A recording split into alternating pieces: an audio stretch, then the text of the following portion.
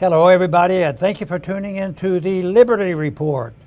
With us today, Daniel McAdams, our co-host. Daniel, good to see you. Good morning, Dr. Paul. How are you this morning? Doing well. All right. Trying to sort out things and find out what's important. We're all lined up. We have several things, but I heard something that the Republicans are going to be busy. Yeah. They're going to be busy, and probably being able to do more investigation is good. But I think that whole thing is a mess, and I'm afraid the Republicans might mess the whole thing up because their hands aren't clean either. The impeachment inquiry, right? Yeah. The fact that they're going to file that, but it seems like they should be able to do it without filing the form to be officially, investigating possible impeachment. But that's just a House rule, so they're going to do it, and I think they should investigate for sure.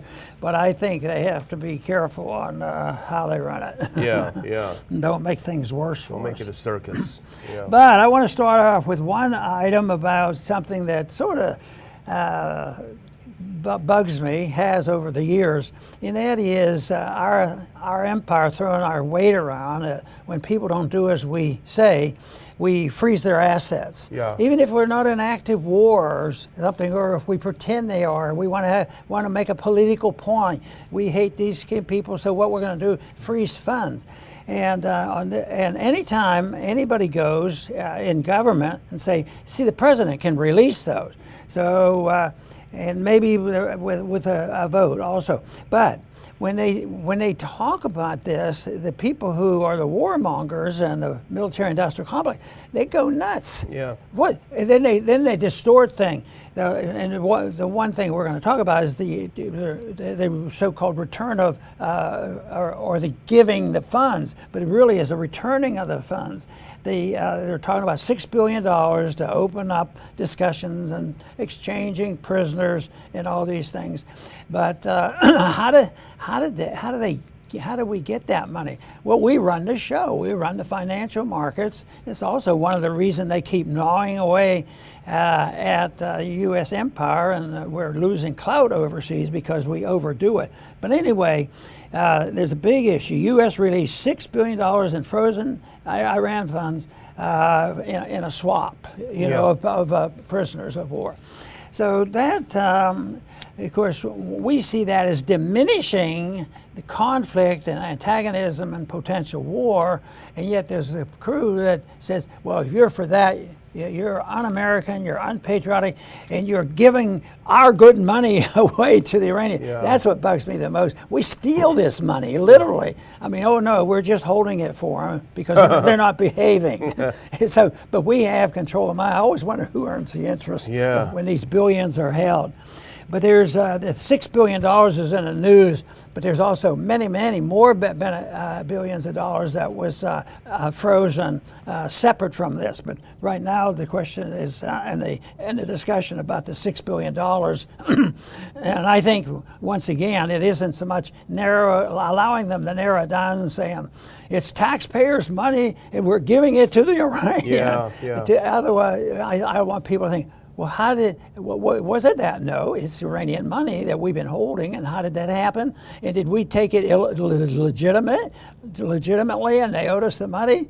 Or could it possibly have been that it was closer to the equivalency of stealing because they didn't do what we wanted, they hadn't attacked us, but yes, the Iranians, are terrorists, and they're always said to be the worst in the world, and they're bad. But some people would think America participates too because we drop a lot of bombs on civilians, and that could qualify. But anyway, that's big in the news. But I think the principle should be avoided, or this problem should be avoided by saying, don't confiscate these funds and don't be a bully. Don't pretend we own the world, and don't pretend it's American money now. As far as Americans are concerned, it's our money now. Too bad.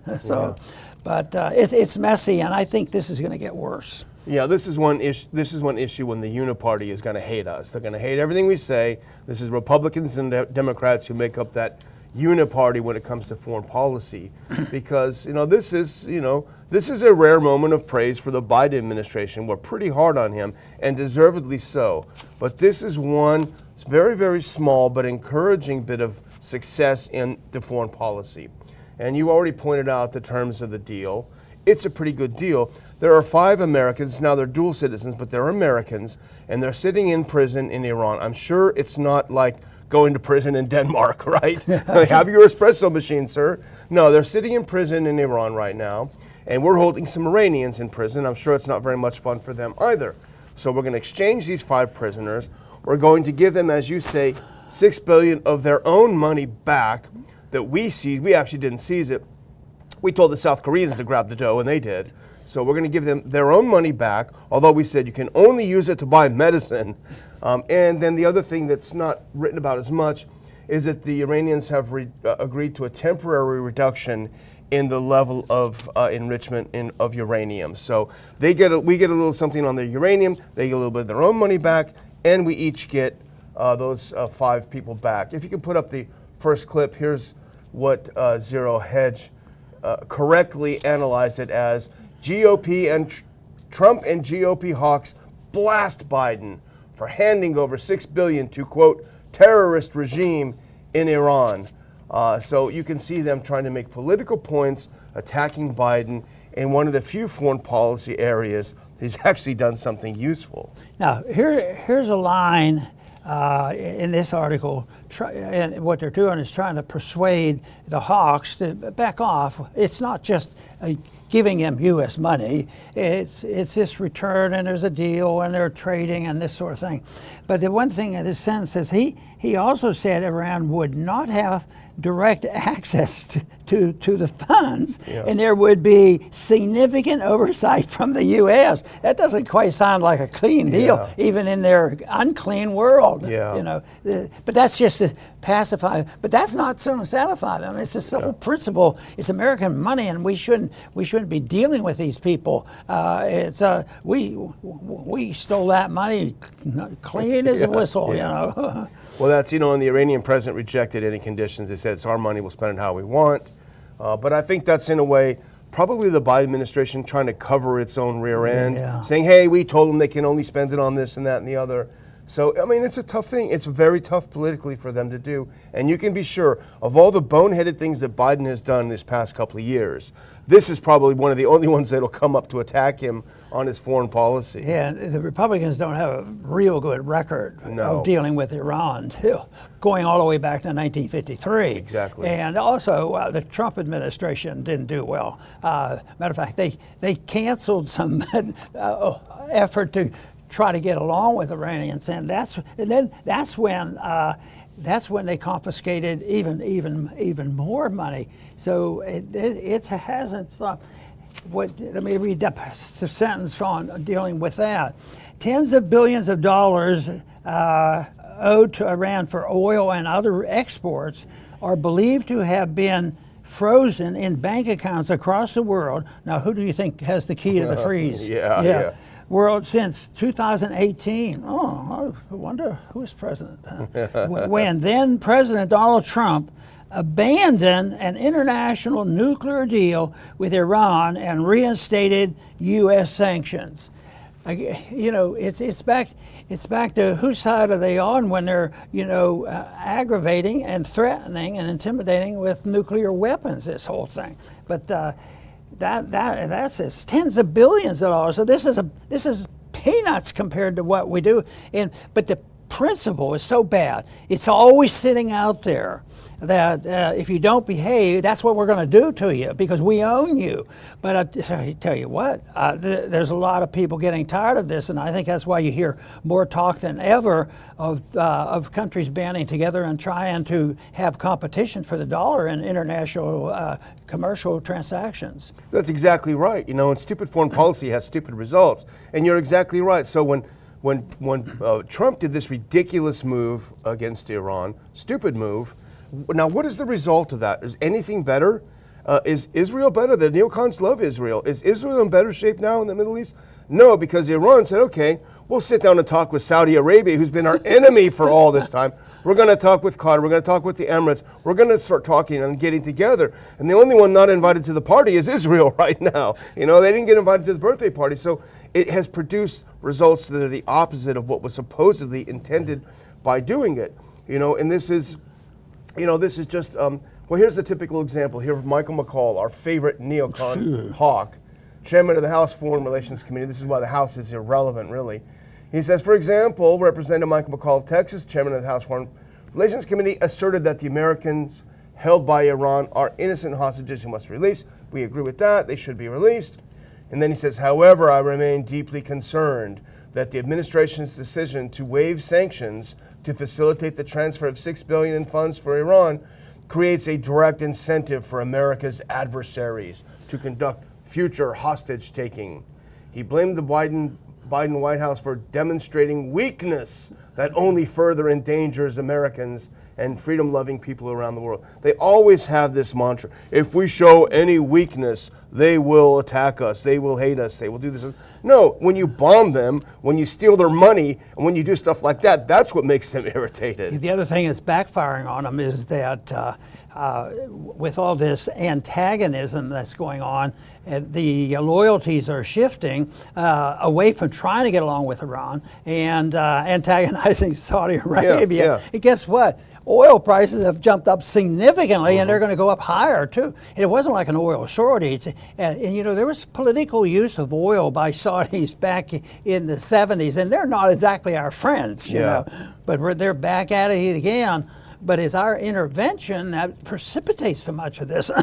But I just don't understand why people can't opt out with voluntarism and getting along with people and give up on coercion and threats and innuendos and freezing of assets. Yeah. Well, I think, I don't want to speak for you, but I think we've both in many ways grown more sympathetic to Trump over this period, just because the people who hate him and want to put him in jail are just so evil. However, we have to call a spade a spade. And if you put the next one on, this is where Trump is just completely off his rocker, I think. Go back one. Actually, yeah. Here we go. So here's what Trump wrote on his own social media. Can you believe that crooked Joe Biden is giving $6 billion to the terrorist regime in Iran? That money will be used for terrorism all over the Middle East and indeed the world. This incompetent fool is absolutely destroying America, blah, blah, blah, blah, blah, blah, blah. So, I mean, I would think, and I wouldn't say it, but I would certainly believe that people could say, well, what about U.S. military actions in the Middle East over this period? Terrorism is when you use force to frighten people into political conclusions that you wish them to take. That kind of defines our policy in Syria and Libya, et cetera. So, yeah, I think you got to be too careful about throwing those words around. But it's just unfortunate, Trump didn't start any new wars, but he rekindled old ones. Let's put it that way. We continuously shift our interests back and forth. There was a time in the 60s, we had a lot of interest in Vietnam. We lose, we leave. So and Bush wants to cancel out all that embarrassment of losing that war by taking over the Middle East and remaking the Middle East. But things aren't going very well in the Middle East right now. So what are they thinking? They're shifting back to the Far East. Yeah, sure. They're talking about, well, we have to be prepared. It looks like China's going to invade Taiwan tomorrow. Yeah. And China has every reason in the world not to do that. Yeah. I'll tell you that, because they've learned to be comparatively decent state capitalists in the sense that they act in a more capitalist way than we do sometimes, and they're competing. Instead of spending all their money they earned by us buying stuff from them, they take that money and they're investing it in mining and oil and things around the world. Yeah. Without the army, they're not wasting their money on their. Well, they spend their money on the armies for sure, but they also spend it on the things that we used to be known for. Yeah. Well, you never know, though. What may encourage the Chinese to invade is the fact that we're giving every one of our missiles to Ukraine. They may look around and say they don't have any guns left, and that I guess that would lead us to our second story. If we just skip ahead and go to that Blinken one. So this is a big deal, I think. This is our friends at Anti-War, Dave DeCamp, got a new baby. Blinken, U.S. does not oppose Ukraine targeting Russian territory with U.S.-provided missiles. Now, these are all about the ATACMS, which have the longest range of any missile that we have thus far provided Ukraine. Supposedly, the U.S. administration is on the verge of agreeing to provide them with these ATACMS with a range of up to 190 miles. These are some pretty serious missiles. And it always has been in the past, Dr. Paul, that when we've given them missiles, we have received assurances that they will not be used to attack inside Russian territory. Now, even if this is just paying lip service to it, nevertheless, it has the effect of calming down any Russian view of crossing a red line. Well, now, if you can just put that back up, please. Now it's basically like, they pull all the stops. He says, we don't oppose it. He said Sunday, actually go to the next one, because here's the quote. When asked about increasing Ukrainian drone attacks inside Russia, Blinken claimed the U.S. does not, quote, encourage or enable the operations. He said he was asked if it was okay for Ukraine to use ATACMS to hit targets deep inside Russian territory. He said, quote, in terms of their targeting decisions, it's their decision, not ours. But of course, as everyone knows, it's common knowledge that the intelligence telling them where the targets are comes from the United States. And the weapons and everything else. And then when they make these comments, when Blinken makes these comments, it's sort of like, why we wash our hands clean of this. We don't tell the Ukrainians what to do. And they argue all that time. And it doesn't take a genius really to figure out, well, that's nonsense. I mean, this is the borderline, the front lines between, one group of people in the world and the other group, and it's our empire. Yeah. It's our empire with the benefit of controlling NATO that takes on the empire that didn't exist, that was wiped out by their own stupid policies, and that was the Soviet system. It self-destructed. But nobody would ever want to consider the fact that maybe we're in a mood of self-destruction in this country too, and that will not be forgotten, because as bad as some of this stuff is, and you mentioned we're running out of money and all our weapons, that eventually it will, and that's how all empires end. So I have a strong belief that the empire since World War II is a very deliberate, powerful thing, moved quickly because of technology and money and wealth, and it was really fell on our lap. And then I don't think the world has ever been controlled financially, because we didn't have the mechanism, technical mechanism of controlling, all the money in the world. And yet we have done that, and this is it makes it bigger than ever. But eventually, either the countries go bankrupt or we develop enough enemies, and I think both will happen. I think our country is bankrupt, and that's part of the reason. And I think the other people who are on the receiving end of this and say, "Oh yeah, we're giving them weapons that can reach Moscow, but we won't do it." Then the next day they decide to give them the weapons that will reach Moscow. Yeah. So. Yeah, I think this is just very dangerous logic. And we've talked about it before on the show, Dr. Paul. The calculus among people like Blinken and Sullivan is that the Russians have not responded as we continue to escalate our involvement. Therefore, they will never respond. Yeah. And I mean, is it really worth that kind of a gamble? It's an enormous risk, I think. Yeah, the administration previously feared the Russians could respond to such attacks by targeting NATO countries, but I wrote down, yet to come. Yeah, yet to come. The ball game is not over, and there's going to be something. And there's this idea that the Russians have not been aggressive in their defense of their country, and therefore they're weaker, and therefore we can start doing this, and we're going to keep giving the drones that can go in there. And it's just a nuisance, because even those individuals spending all this money, I think they know deep down in their heart that the war is not going to be won by Ukraine. Yeah. It's not going to be won by there. But they'll still keep aggravating. So then they wonder why you see the end of the Afghan wars, and I know that tragic end, and the tragic end, and the destruction and the killing of Americans in Vietnam, all these things. But we don't seem to learn much from it. No, we don't. Intervention is bad. It's bad, yeah. Well, you made a point just now about how this whole idea that it's slowly starting to dawn on people that Ukraine is not winning and will not win the war. Of course, they're not dying in the battlefield, the people that are pushing this thing. And Blinken had a weird visit, 2-day visit over there in Ukraine. this past week. He was petting a dog and eating McDonald's. So I can't figure out what's going on over there. But let's put this next one. Here's a tweet from Aramete from the Gray Zone. And it's an interesting tweet. It's a little hard to see, but this is a chart from the Washington Post. So if anything, it's biased in favor of Ukraine. But Aaron writes, in his rosy assessment of the proxy war, Blinken claims that, quote, Ukraine has taken back more than 50% of the territory that Russia seized from it since February of 22. And Mate responds, where does he get that from? The Washington Post chart says otherwise. And so that area underneath it is the amount of Ukrainian territory controlled by Russia. From the beginning, you can see how it starts. They very rapidly controlled a large amount of territory. And then you see late in mid-2022, they retreated, the Russians did. So you see it go down, and then they took some back.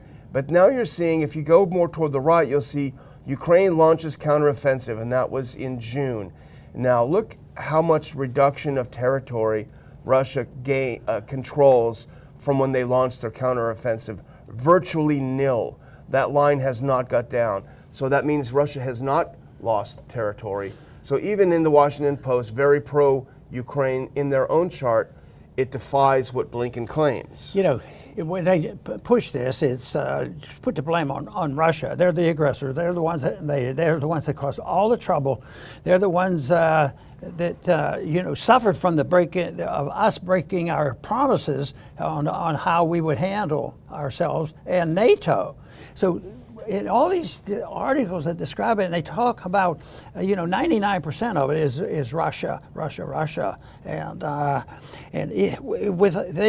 they make it easy. They set them up and they do it. But what about mentioning? What about a little bit of fairness? Maybe they don't agree with us that NATO was really involved. Yeah. Why couldn't they say NATO's made some mistakes that have led to bad things happening, and they were predictable, and they're not. They don't even want to touch that. No. And then you rarely find anything in the major media talking about NATO may have been a contributing factor. Yeah, no, you can't do that. They have no. Well, there are a couple people in Washington who are getting it, and we're happy to pat these guys on the back. And here's one right now. This is Senator J.D. Vance from Ohio. And he's retweeting an article from Fox News that says, White House confirms more than $100 billion spent on Ukraine war, to which J.D. Vance, Senator Vance says, we've got to stop sinking money into the Ukrainian money pit. And that's where most Americans' heads are right now, certainly those that are feeling the pain of inflation and a stumbling economy. And I mean, it's such a great position for the Republicans to run on. I just don't understand. You got McCarthy and McConnell, and you've got the old Rhino Republicans. They're just not grabbing on this. To me, it's amazing how this lasts. And I think one thing is, ignorance helps. People are sort of ignorant to realize what our policies are doing, what our monetary policy is doing, what our debt is doing, what our spending is, how serious it is. So they tend to ignore it, and they just and it lasts longer. But it doesn't make it. It makes people feel better on the short run, but it just prolongs the agony because you just can't get away with it. And there's right now they're talking about the budget again. The Republicans are split on knowing whether or not we should cut spending, or whether we should make it. We don't want to be blamed for closing down the government. I say, why blame them? Yeah. Some people praise might them. cheer. Yeah. Exactly. So, about it wrong. We'll see. Well, our last little story is, I would say, kind of a funny story, but it's not. But it's an interesting one. Our energy secretary, Jennifer Granholm, I have to say I'm not familiar with her, but by looking at this next clip, I think we have a good idea of how she views being a, quote, public servant. Put this next one on. Now, this is a tweet from a reporter at the Post Millennial, Savannah Hernandez, and she wrote up a little piece about this today. Our Secretary of Energy tried to take a 4-day trip in electric vehicles in an attempt to get more Americans to use EVs. A family with a baby in the car ended up calling the cops on her after one of her staffers used a gas car to block the only available charging station at one location. Savannah adds, the jokes write themselves. Yeah, the one was that we had to help them out, but we had to get a car that wasn't electric in order to go and get somebody to help them out. Yeah. No, to block the station and not let this family with a young kid, you can't charge the car because we've got to wait for the energy secretary. You know, this is hers. I don't think the final word is in. It's pretty amazing what electricity can do, and there's people who do like these vehicles. But I think it's artificial to say that we're going to have everybody driving one of these vehicles by 2030. Yeah. And they push it. It's part of this whole idea of over government regulations, environmentalists gone nuts, and also malinvestment, because there's a lot of money out there. You can take it and invest in these things. But there's a lot of investment in electricity and use it in our automobiles that isn't being used. I can remember when the diesels came out and people were having diesel cars, but then they started putting, you could have a diesel car by itself, but it wasn't a mixture. It was, you had to have one or the other. And I thought, I'm not going to do that. It sounds good, and I think diesel engines are great, but I was worried that where can I get my diesel when I need it? At the beginning, every gas station didn't have it, so the market finally did catch up. But a lot of people had the same thing. This is much bigger, though. This whole thing, and the biggest fallacy at all: if everybody's driving, everybody's driving a car by electricity, every once in a while somebody will say, "Yes, but where does this electricity? Who generates this electricity? Oh, we have a fancy coal plant down the road there. They're generating the electricity without any pollution." Yeah. Well, the whole thing is just like COVID. The government forcing you to do what they want you to do. Whereas if an electric car or whatever, maybe some alternative, maybe they'll get a car that runs on water, who knows? Maybe whiskey. But whatever the case, if an attractive alternative comes, Americans are not idiots. They will make a rational choice. Now, maybe for some people who live in the city, an electric car makes perfect sense. But as our illustrious Secretary of Energy has demonstrated, it may not be the best thing for a long-haul, over-the-road trip, especially when you got to kick in the face a young family with a baby who's out there roasting in the heat because Madam Secretary needs to use this plug-in for her own car. And it also shows you a lot, Dr. Paul, about the mentality of our overlords, the people who rule over us. We're just the peons. But this article is good. The subject is good. I learned a new word. What's that? And you probably know it already, but they had to reserve that spot. They had to go down and reserve it so that she didn't have to wait. Showing how failed the system is. He says that the practice of somebody getting in there, like a politician who doesn't have to wait, this practice is known as icing. Is when an internal combustion engine, ICE, car blocks an electric charger, usually out of malice. Oh, that's interesting. I never heard that before. Icing. No, new word, icing. Icing on their cake. Yeah, exactly. Well, I'm going to close out just by thanking our viewers. It's good to be back in our little studio here, and I'm glad for you watching. We had a great day yesterday with a lot of viewers. It's easy to help us promote the show. Just like the show, make some comments, pass on the link to others, subscribe if you're not subscribed. We want to grow the show as much as we can, and we continue to grow, and that's because of you. So we thank you for that. Over to you, Dr. Paul. Very good. And a lot of this could be prevented by just maybe learning a couple new words, because there's two words that people, if they remembered it and thought, well, that makes sense, and I think that's a good guideline. It's not complicated. You don't even have to memorize the Constitution. And that is to condition people to think, and I think a lot of parents do this with their children, trying to teach them manners and all. But if all things in life were controlled by the rejection of the use of force to have your way, and depend on voluntarism, that the world would be a better place to live. And I don't think that's that hard to understand. It just means people should use common sense. They shouldn't think they're a boss, and we shouldn't think certain countries are boss over everybody else, and the people have the determination and control of the financial system, so we'll tell everybody what to do. No, if we're going to try to get along with our neighbors and get along with our own government and different governments getting along, if everybody practiced this whole thing, that you're not allowed to use force to have your way. And then also, well, how would you work out differences? Well, you have to get more people in the world to say, well, voluntarism sounds like a pretty good idea. And it's there was one time in this country, there was a lot, and there's still some of it left. If you have 50 states that are different, a lot of times there's people automatically, they don't use force against another state, and they voluntarily get together and solve some of their interstate problems. Except now we have drifted to the point where the bureaucrats have taken over. They have decided that we will regulate because the states can't possibly do it. Individuals don't know what they're doing. They might not even want to take a vaccine when it's very important to take. So I think one thing we could remember that we ought to think about voluntarism and no coercion. And believe me, I think it would be a good road to peace and prosperity. I want to thank everybody for tuning in today to the Liberty Report. Please come back soon.